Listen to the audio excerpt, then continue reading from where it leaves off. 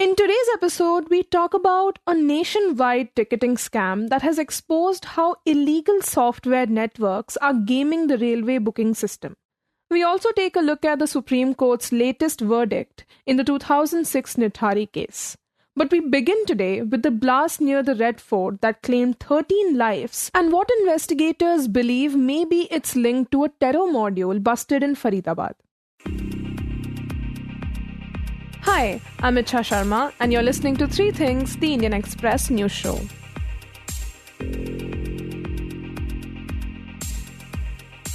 At least 13 people have been killed and several others injured in a blast which took place inside a moving car on Monday evening outside the Red Fort metro station in the capital. While the investigation is still underway, top police sources have told the Indian Express that the explosion appears to be linked to a terror module that was busted in Faridabad just a day earlier. During that raid, police had recovered 358 kgs of explosives suspected to be ammonium nitrate. Now, even though there is still no official confirmation on what caused the blast, Prime Minister Narendra Modi has said that the conspirators behind it will not be spared and that all those responsible will be brought to justice. To understand what we know so far and what happened on the ground, my colleague Shashank Bhargava speaks with the Indian Express's Alok Singh.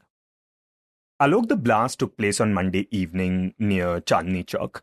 Tell us what we came to know about it that day and what do we know about it now? See, that it was Monday evening, so definitely it's a working day. A lot of people were there at the Chandni Chowk and the market was open and that it was looking like that everything is going fine. But around 6:52 p.m., that's what the police says that they got first PCR call that there was a blast took off and a lot of vehicles were in fact set on fire because of the blast. So immediately the fire tenders reached on the spot and initial findings were like some blast has happened and some vehicle has caught fire. So people were also running here and there because it was a loud explosion which was heard around 1 kilometer away from the spot as well. So definitely some panic also created at that point in time. So immediately the fire tenders reached over there and they started doing the dousing operation. But at the same time, the police at the local police found out that there were some casualties happened because a lot of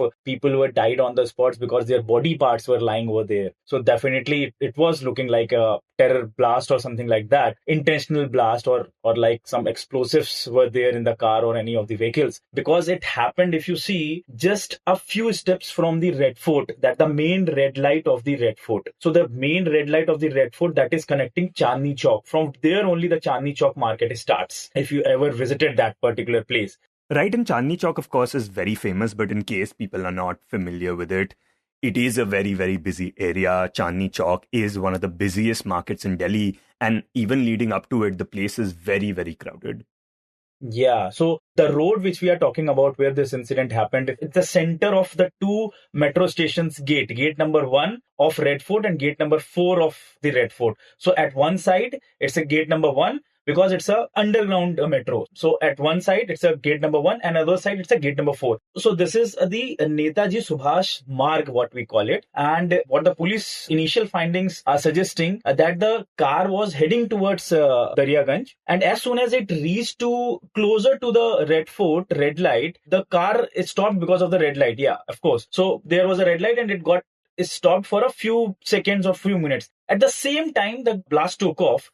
And the other vehicles which were standing over there, which were waiting for the red light to be the green light, they also came into that. And definitely the people who were walking on the road or they were crossing the road, because as you have said, that's a jam-packed area completely. So a lot of people got injured with that. And some, in fact, when we went to the spot, we saw the remains of the body parts were lying around 100 meters away from that particular spot. Right, and as of this recording, the Indian government has not clarified whether this was a terror blast or not, but they are trying to figure out if this blast was linked to the module that was busted in Faridabad, which of course is in Delhi NCR. In fact, it was the J&K police that arrested 2 doctors in the matter, one from Saharanpur in UP and the other one from Faridabad, from whose house they also seized 358 kgs of explosives, including ammonium nitrate. And now they're trying to figure out if these two doctors have links to terror groups like Jaish-e-Mohammed.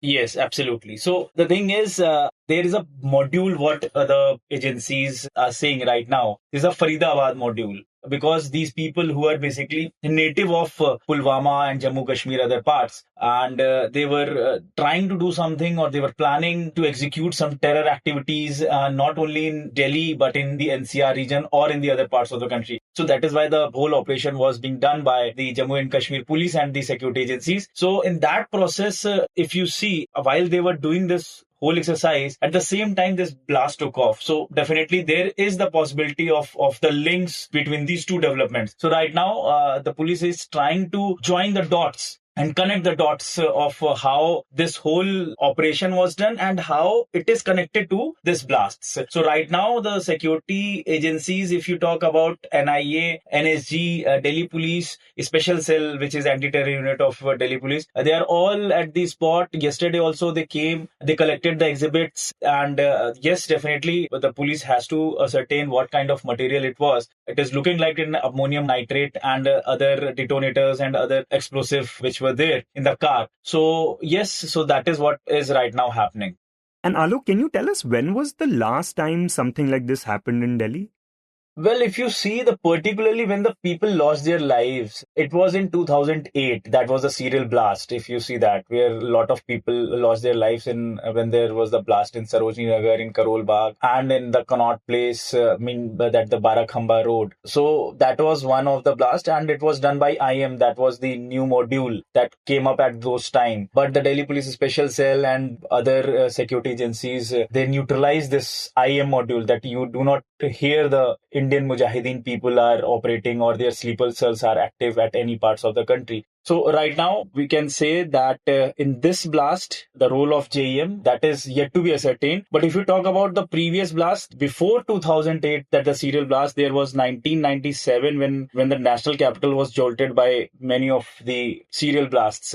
In 1997, in one of the blasts where 50 people were injured near police headquarters at ITO. Then in the same year, 30 people injured in one of the Sadar Bazaar area. And then in the 1997 only, there was a twin blast that occurred in Karol Bagh where people lost their lives. And in 2008, again, there were the blast that took off near the capital. But for the past 1 decade, we can say that nothing was happening. So people were freely around and they were not scared in going to the public or going into the crowd. And right now, 13 people have lost their lives in this blast. Can you tell us who these people were? As I already told you that it's near Chandni Chowk, so a lot of traders and vendors must be there, and the people who are coming to Chandni Chowk to buy their articles. So most of the people, those who have lost their life, in fact, one of them is a cosmetic who was selling the cosmetic items. So that's why he came over there to buy the products for his cosmetic item shop. One is the jacket vendor who lost his life. One is an Ola driver who lost his life. So those drivers and those who were crossing the road or those who were present over there, these are the people, definitely not much high profile people, but definitely the poor people or those who are daily wages. These are the people who lost their lives in this incident. And Alok, the other thing is that the man who is suspected to have been driving the car is a man named Umar Nabi. He could be seen in the CCTV footage, the police say. And right now, his mother's DNA samples have been collected from Pulwama, and they will be matched with the unidentified bodies that were found on the site. But this incident obviously raises a lot of security concerns because this is an intelligence failure. And we had similar conversations even during the Pahalgam terror attack. But can you talk about the kind of concerns this incident raises? Well, if you see, for the security agency, it is their duty and in fact the intelligence, because Delhi Police's also has its intelligence department where they keep tracking all these things. And recently, during the time before the festival of Navratra and Deepavali, they in fact managed to neutralize an ISIS module. And just a few days ago, another ISIS module that was operating, and that two persons who were arrested, one from Bhopal and one from Delhi only, they were highly radicalized and motivated, and they were planning to do some terror activities. That is what the Delhi Police Special Cell has said while when they arrested these two people a few days ago. So police is doing their work. We are not saying that the police is not working on, but they have to keep a track. Definitely, we can say that it's a sort of a intelligence failure because they were aware that few people are planning to do something in the NCR and they were on it. But at the meantime, it has happened. So we cannot completely say it's an intelligence failure. But yes, we were very free at that point in time. We knew that for past 2 decades, no blast has occurred after 2008. That's what I told you. But yes, unfortunate, this has happened. So we hope that agencies will do something, and definitely they will nab those people, first of all, those culprits who were allegedly involved in this case. And they will also do something to prevent these incidents in the coming years or in the future.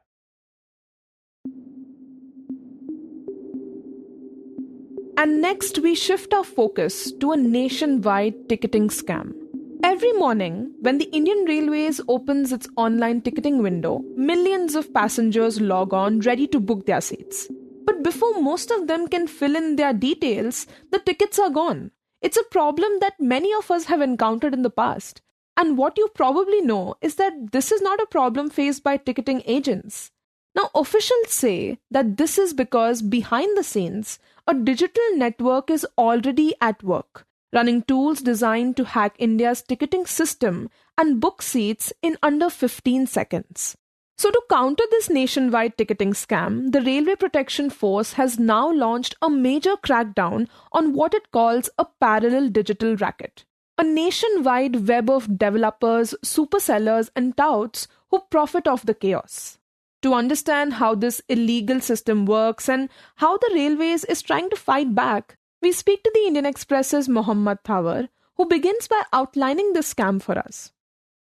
So, see, over the years, the Railway Protection Force has registered cases in which gangs that are involved in booking these tickets have been arrested. So what they have found is that at 8 a.m. when online you can start booking tickets, a normal person will go in, will feed the details, but these agents use softwares which beat the human speed by a matter of seconds. So for example, when you go to the IRCTC website, you fill in your name, you fill in Aadhaar card details, you get an OTP, you feed in the OTP, then you put in the CACHPA code. So even if you are very fast at what you're doing, you're going to take around 30 to 35 seconds to book a ticket. What these guys have done is the systems, the softwares have been coded in such a way that they actually feed in all the details beforehand. And while a normal person, while booking the ticket, will go linear, which means you will fill in your details, then it will go to the next page, then you will get a OTP, then you will put in the OTP, then you will put in the CACHPA code.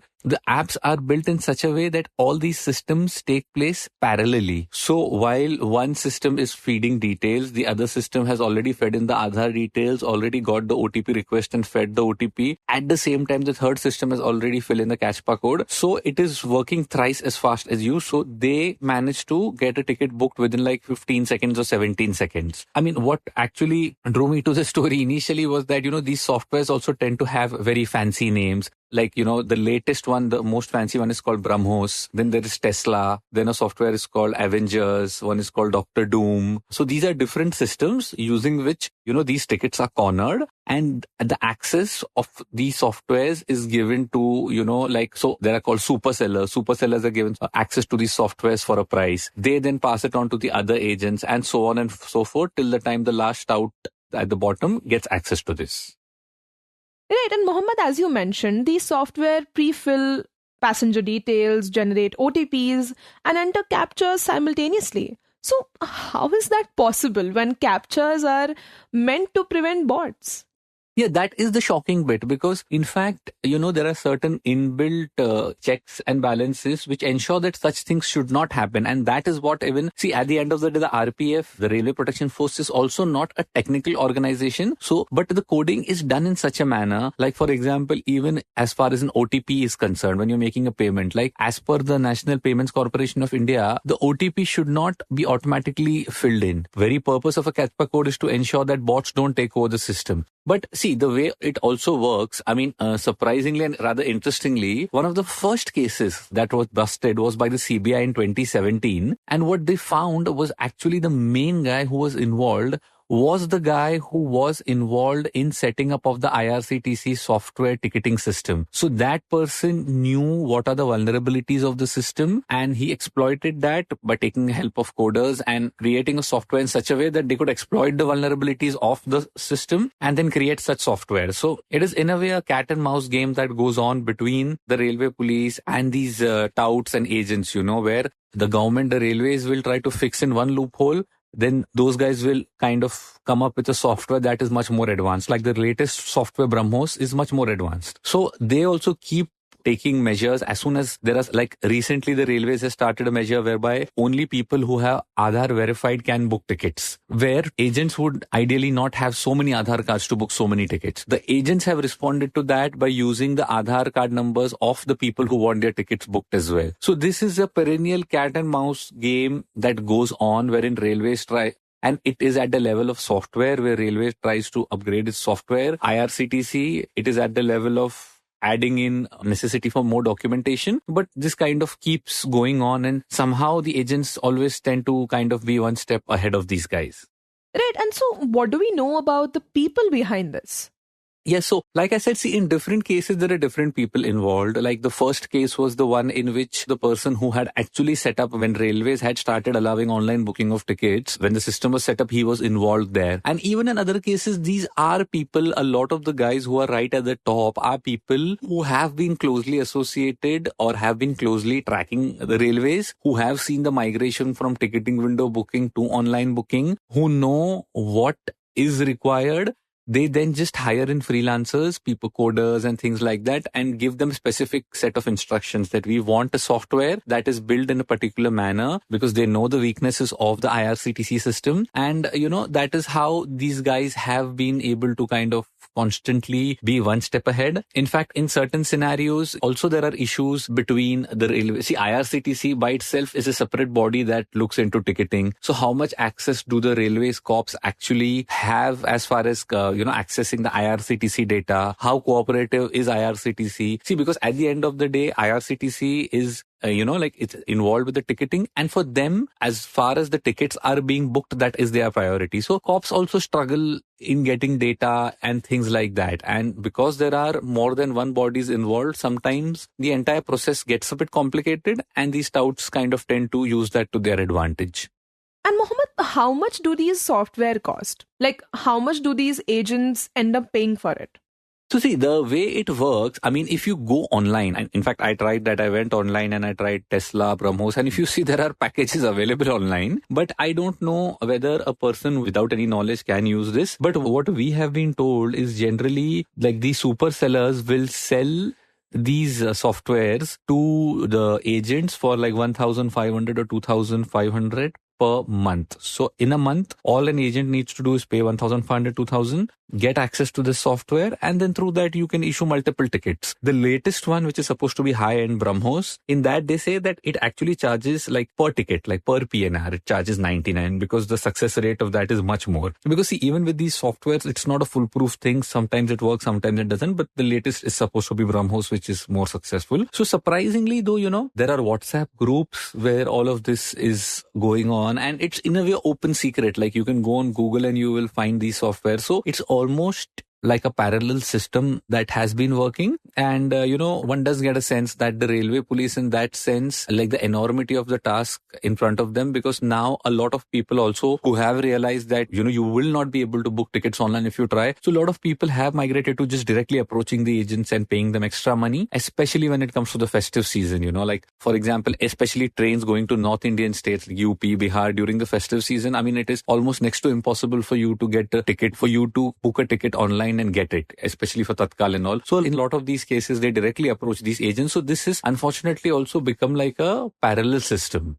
Okay, so if someone books a ticket through these software, is it that you are guaranteed a confirmed ticket? See, I mean, I think it's trial and error because, they do say that one software is better than the other. For example, they say that BrahMos, which is the latest one, which comes at a higher price, is better than the earlier one. I'm sure the agents have figured out a way, but it is more a trial and error thing. But by and large, if one pays an agent, like in majority of the cases, one does get a ticket. So the success rate of these softwares would definitely be much higher. And lastly, Mohammed, as you mentioned, this is like a cat and mouse game. So how are the railways trying to fight this? Because while there have been arrests, the problem just keeps resurfacing.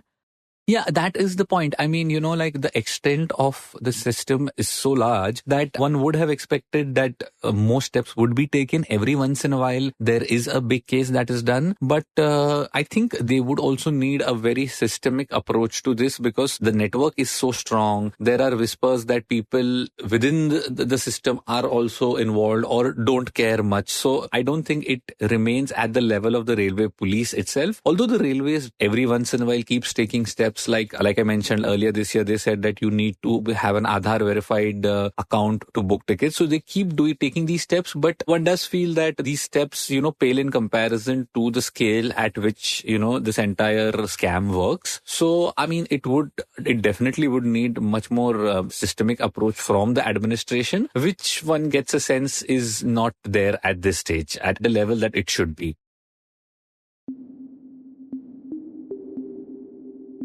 And next we talk about the latest verdict in 2006 Nithari case. The Supreme Court yesterday acquitted Surendra Koli in the final pending case related to the 2006 Nithari killings, setting aside his conviction and directing that he be released if not required in any other case. The bench comprising Chief Justice Bhargava and Justices Suryakant and Vikram Nath allowed Koli's curative petition and reversed his earlier conviction in the rape and murder of a teenage girl.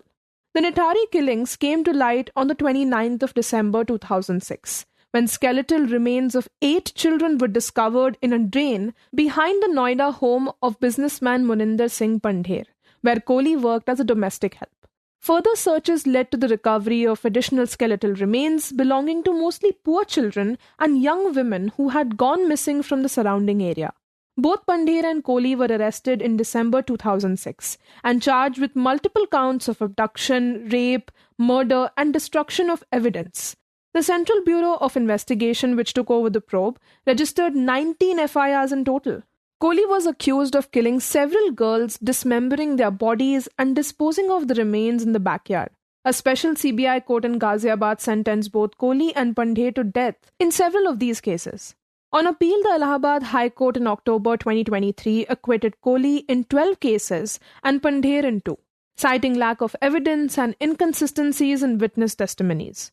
Pandher was accused in 6 cases in total, acquitted by the trial court in 3, by the High Court in 1, and convicted in 2 others, including under the Immoral Trafficking Prevention Act of 1956. The High Court noted that Pandher had already completed his sentence in the latter case. In July this year, the Supreme Court dismissed appeals filed by the CBI and victims' families challenging the acquittals. However, Koli remained in prison because his conviction and life sentence in one case involving the death of a 14-year-old girl had been upheld. His death sentence was commuted to life imprisonment by the Allahabad High Court in 2015 due to delays in deciding his mercy petition. And so with the latest verdict, Koli has now been acquitted in all cases related to the Nithari killings. You were listening to 3 Things by the Indian Express. Today's show was edited and mixed by Suresh Pawar and produced by Shashank, Bhargava and me, Ichha Sharma. If you like the show, do subscribe to us wherever you get your podcast. You can also recommend it to someone you think may like it, with a friend or in your family. This is the best way for people to get to know about us. You can also tweet us at Express Podcast or write to us at podcast@indianexpress.com.